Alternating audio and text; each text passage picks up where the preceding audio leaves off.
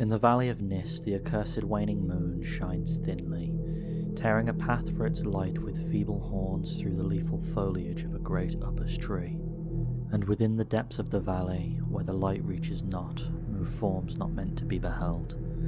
Rank is the herbage on each slope, where evil vines and creeping plants crawl amidst the stones of ruined palaces, twining tightly about broken columns and strange monoliths, and heaving up marble pavements laid by forgotten hands. And in trees that grow gigantic in crumbling courtyards leap little apes, while in and out of deep treasure vaults writhe poisoned serpents and scaly things without a name.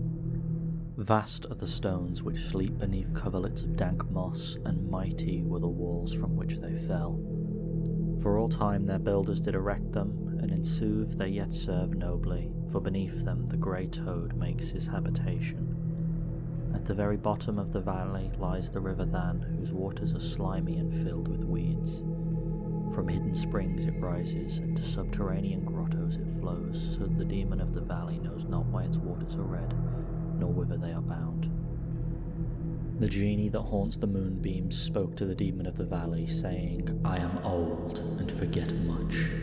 Tell me the deeds and aspect and name of them who built these things of stone."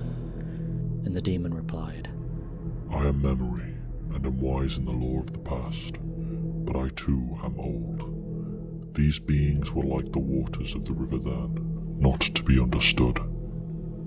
Their deeds I recall not, for they were but of the moment. Their aspect I recall dimly, for it was likened to that of the little apes in the trees. Their name I recall clearly, for it rhymed with that of the river. These beings of yesterday were called man."